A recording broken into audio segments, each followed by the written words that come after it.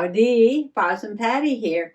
And I'm just having a bit of a relaxing, sit back, take a deep breath, cut out some images, and glue them down session.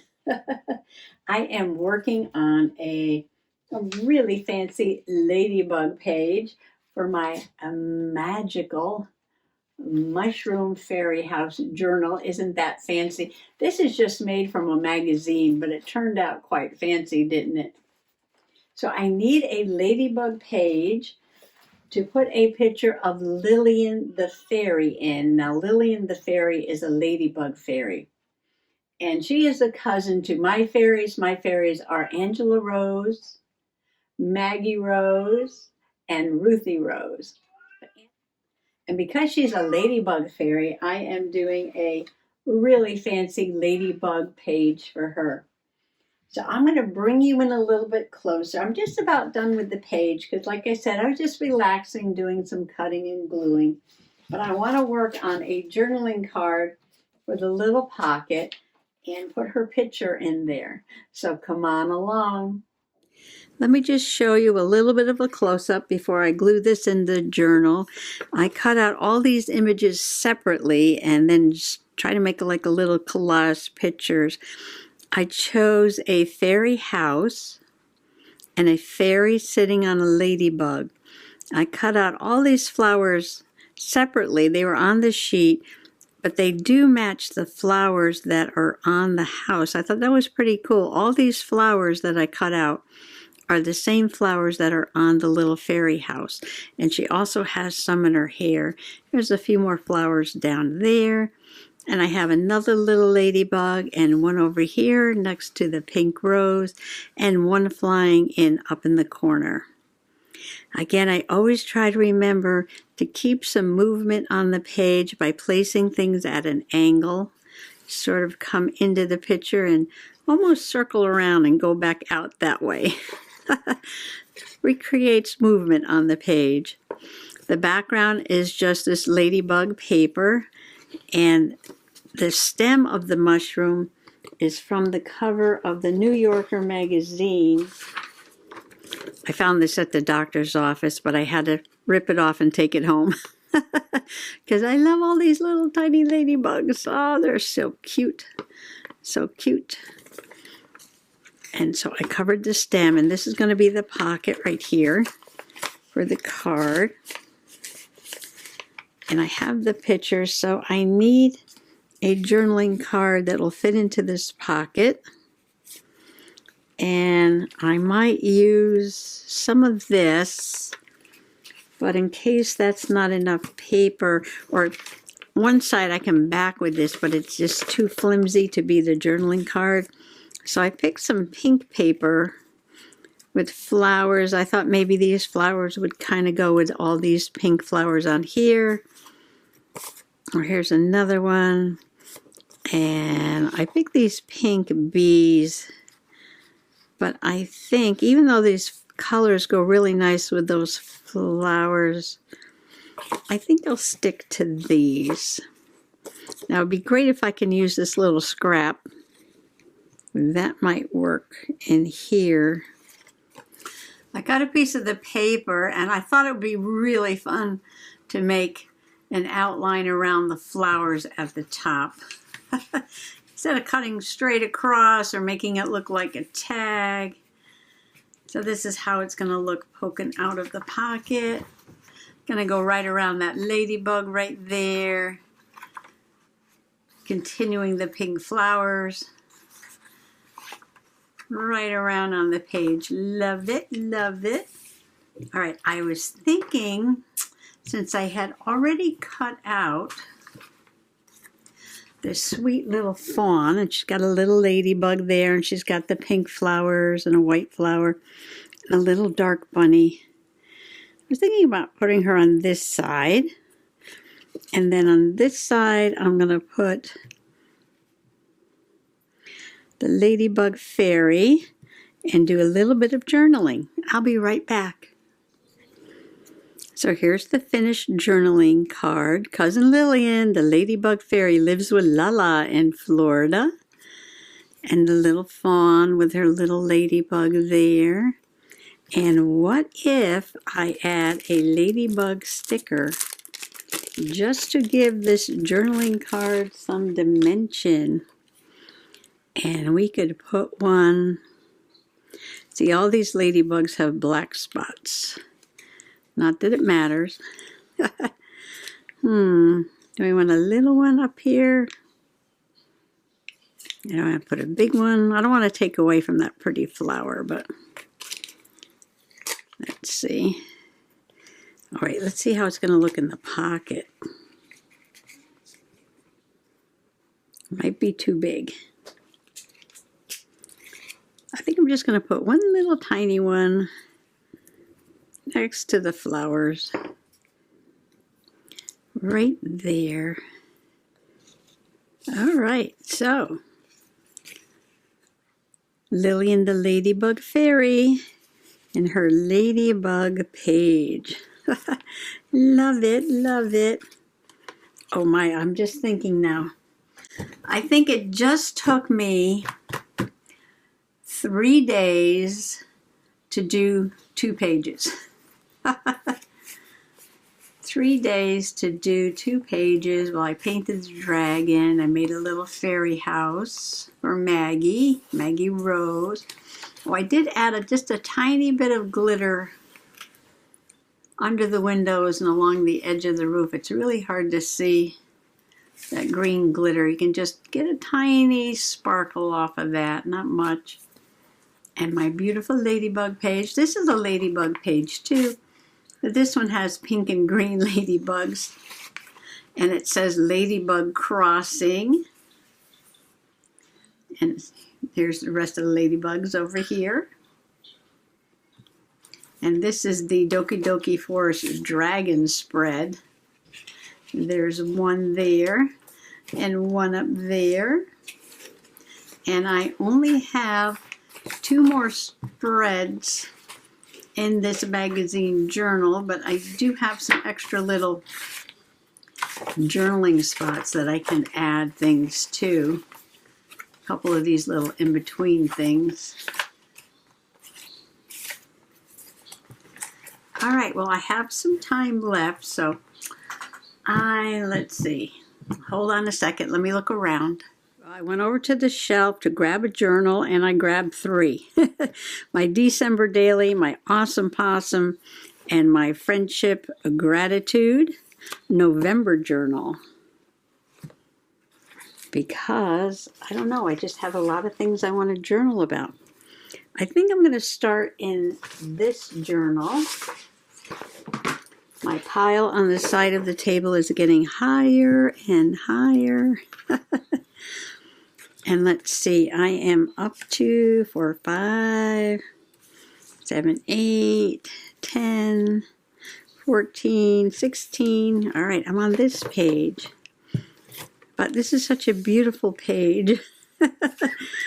And I need to, oh, there's my bird clock. It is the Tufted Titmouse o'clock.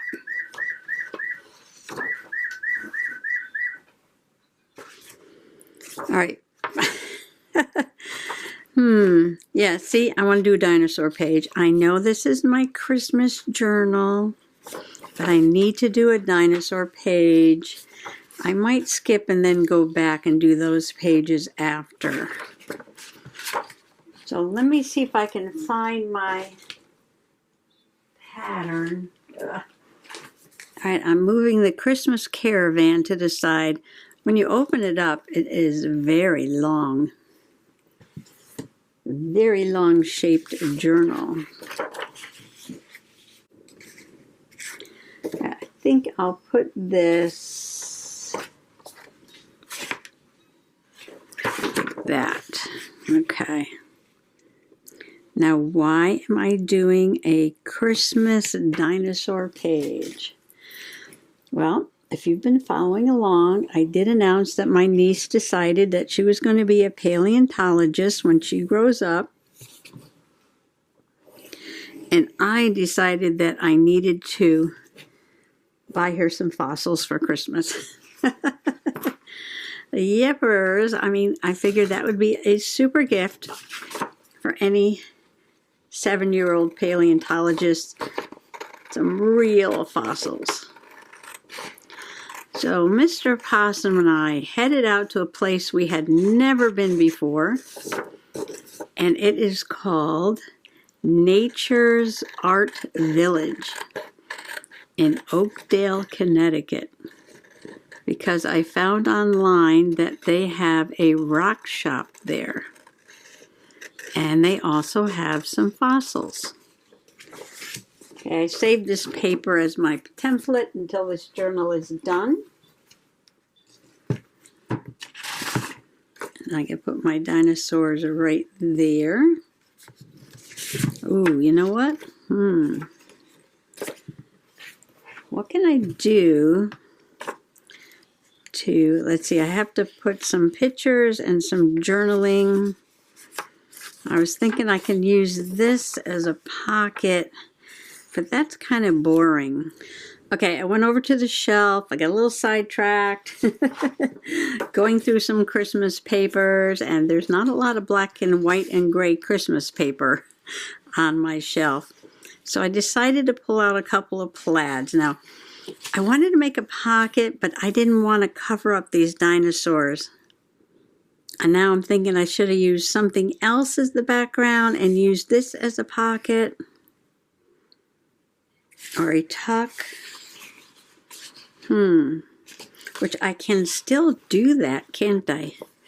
I could put, I pulled out some plaids. I was liking the red and black until I saw this one, which is a more distressed red and black. And then I saw this, which I know has nothing to do with dinosaurs, but I'm looking at their hats and I'm thinking, what if, now I'm going to change my whole page. What if I put this on the background, make a fun pocket out of this, and I can cut it sort of like that, make it a large tuck, and then I can use these papers to make little Santa hats for the dinosaurs. Little Santa hats for the dinosaurs, and let me tell you why. All right, so this is my inspiration right now. I need my pattern back. And while I cut this all up, I'm going to use this too. All right, sit down for a moment, relax. Now that I've got my papers and an idea. All right, so we're going this way. Yeah, so we were just a little surprised when we got to Nature's Art Village because it wasn't just a rock shop. It was a huge store, toys galore, gifts galore, and a rock shop, and the rock shop was amazing. Now, huge sign on the door that said no photography allowed, which I didn't understand because more people need to know about this place. And I think if a lot of people put this place on their social media, they would get a lot more customers because this place is amazing, amazing, amazing, amazing. So outside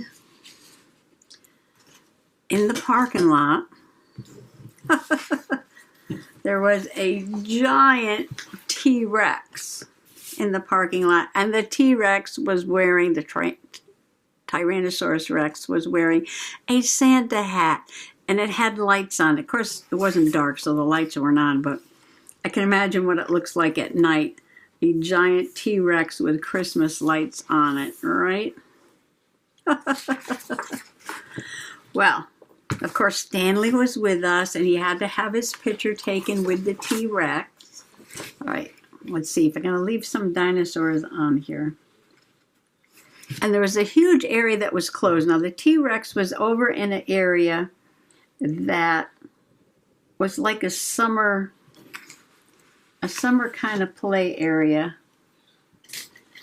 with mini golf, and there's a nature trail, and the nature trail has life-size dinosaurs along it, and I guess there's a maze and a splash pad for the kids, all kinds of wondrous things, which is open. I guess it'll open back up in the spring.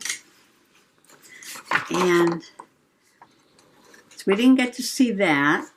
And then there was a museum, a steam engine museum. We didn't go in there, and a huge antiques mall. We didn't go in there yet either, so we have to go back. We definitely have to go back to this place. Oh, and then they have these activities inside for the kids in the winter where they can pan for gold and do a real geode activity where the man will cut their geodes open for them on the saw, and then they get to take it home. And then I guess there's another room that's filled with, like, I don't want to say it's kitty litter, but some sort of filler material, and they pop little gems and rocks and things in there, and the kids go in there and dig and pretend they're, like archaeologists or whatever. And so this place is really off the beaten track. I mean, it's off the beaten track, and there was a lot there. And I don't think a lot of people know about it, unfortunately. It was a very cool place. Oh, so in the rock shop, I was able to take a couple of pictures, and they had some life-size skeletons, some real fossils, all kinds of gems and minerals. I didn't take too many pictures because it said they don't like a lot of photography, so I just did a little tiny bit. Okay, this is going to go into the journal like this. But I think before I glue it down, I just glued the pocket, I'm going to work on it some more. When I say work on it some more, I want to make some little Christmas gnome elf hats. I'm going to use this as my inspiration. And I've got this. And I've got this. And let's see. Should we stick with 2 kinds? It would be fun to have 3. Let me find another one. I just got an idea. Since I'm putting a little cardinal on every page, maybe I'll make one of the hats out of this cardinal paper. That would be super fun. These are going to have to be pretty small. Should I make a template first? I'm looking for a scrap. And I moved it over to the other table. All right, so I can put one on him, maybe one on him, maybe one down here, like 3 hats or something. Stegosaurus, it might be a little hard to put a hat on a Stegosaurus. This is Stegosaurus. This might be the Triceratops. This looks like a Velociraptor. This looks like a T-Rex. These are the easy ones, I think. All right, let's give this guy a hat. Well, I have a feeling that I'll probably work on this for a little while. And then... Oh, I'm so easily entertained. I can make little hats and put them on dinosaurs. Yes, I'll work on this for a little while, and then maybe I'll upload the video and then come back tomorrow and finish up. I mean, is that too funny or what? Oh my gosh. Oh my gosh, oh my gosh. I'm just thinking, I shouldn't think so much because I'm looking at it. I'm like, oh, I can put little white trim and a little pom-pom there. Oh, so what did I get? I'm sorry. I'm distracting myself here with these little hats. Oh, so I wound up getting her a Mosasaurus tooth and matrix. Now, this is a reptile that lived in the ocean. And if you're familiar with the Jurassic Park / Jurassic World movies, so if you're familiar with the Jurassic Park / Jurassic World movies, in one of those movies, there's like an arena and people are sitting around a really large pool. It's like when you go to a show at SeaWorld or somewhere, you know, and they have the performing whales and dolphins and all that stuff. And they take it like a giant shark and they hang it over the pool, and this giant creature comes up out of the water, grabs it and goes back down again. That's what it is. That's what it is. And yeah, apparently they have teeth like a shark, which means they're constantly growing new teeth and shedding teeth throughout their life. But they're not fish. They're reptile. And so, not that the teeth are common, but, you know, common enough that you can find lots of them. So if it's not rare, then, you know, it's not terribly expensive. But I want to get back to the story because I found a book about Mary Annings. I think her name was Mary Annings. And she was the first paleontologist. But she never got any credit, obviously, because she was a woman. And only men were admitted into, you know, like the Geographic Society. But when she was very young, she used to collect fossils and things on the beach and shells and things like that to sell to tourists. She discovered a dinosaur fossil. Now, the dinosaur fossil, she found the skull, and then she found the rest of the body later on. And she put it together, and she did so much research and study and sketching and wrote about it and read about the dinosaurs, research that had been done, not much at that time, let me tell you. And she presented it to the scientists, and the scientists took it and studied it and decided that it was really, really old. Anyway, she never got credit because she was a woman and she wasn't allowed in the society, right? So she kept studying and kept learning about dinosaurs. She knew more about dinosaurs than anybody. She was the one who would take the scientists, the so-called scientists, to places and show them where these fossils were and taught them about it. And, you know, this didn't come to light till recently. So recently, you know, she's starting to get the credit for what she did now. And people are writing books about her and everything. So, you know, after a few hundred years, she's finally getting credit for all the work that she did in paleontology.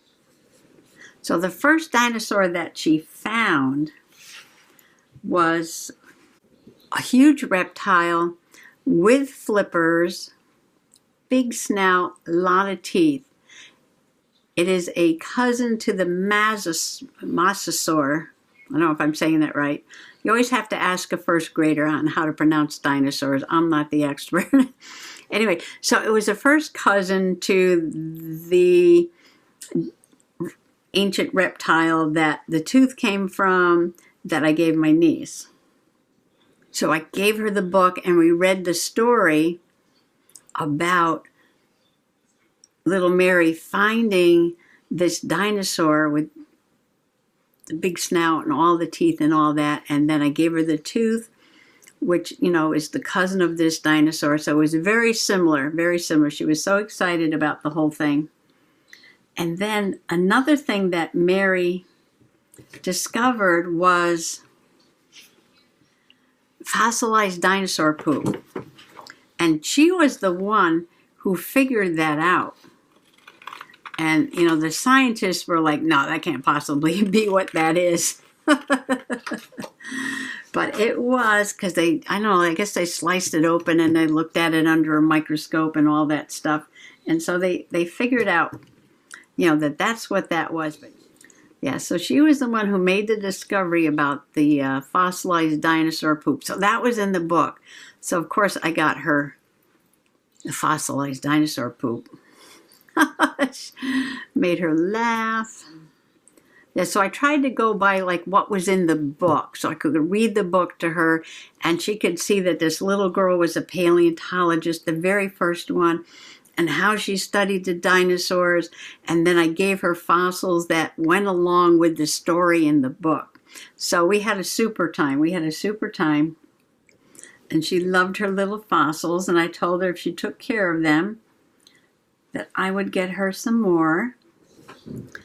Well, I think I'm going to go with 2 hats and 1 bird. I just didn't like the shape of the hat with the bird. And I think I'm just going to put the bird on this dinosaur's tail, like that. And I'm going to put this hat over here. And I got to get some trim for it. And this hat I'm going to put way down here. I've got the background and the pocket glued into the journal. And I'm ready to trim my hats. I'm going to move some stuff out of the way. This journal is long. All right.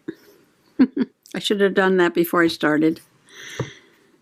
I've got this chenille, and I believe this is Dollar Tree. Just some really cheap stuff.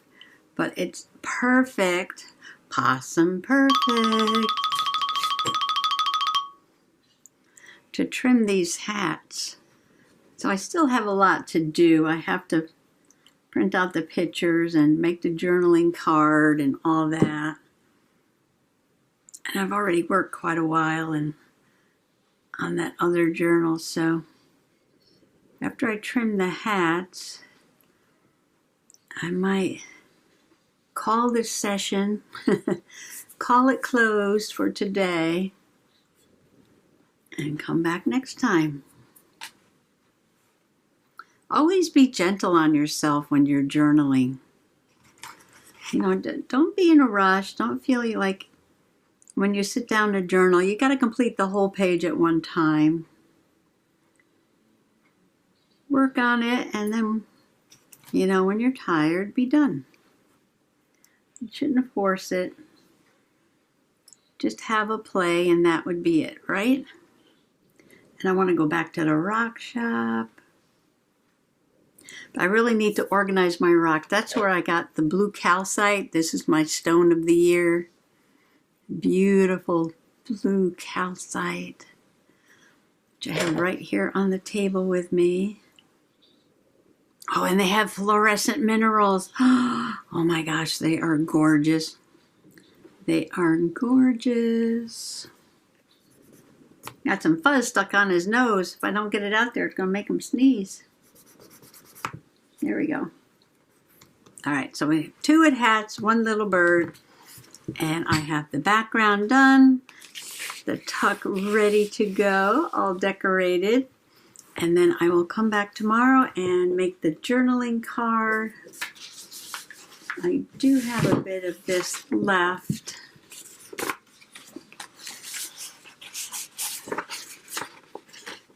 Or I can use something else, but I'll decide tomorrow on that.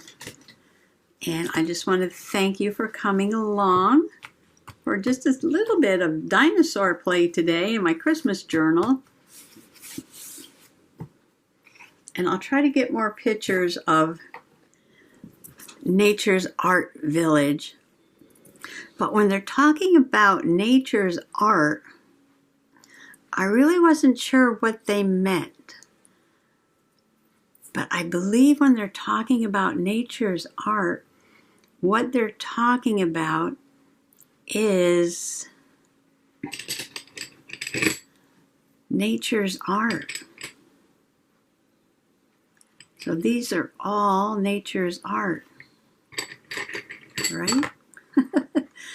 They're talking about the stones and the minerals and the gems and the crystals. This is nature's art.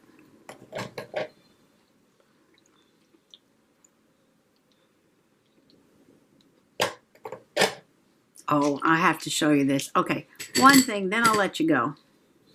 I bought this, and this is Fluorescent. And in the closet, I've got my black lights. We're going to have to go over to the closet. Stand by.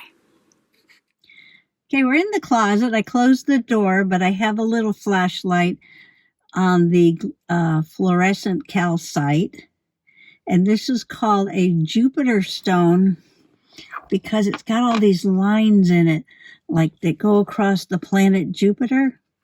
And I'm going to switch the light from flashlight to black light. And look at that.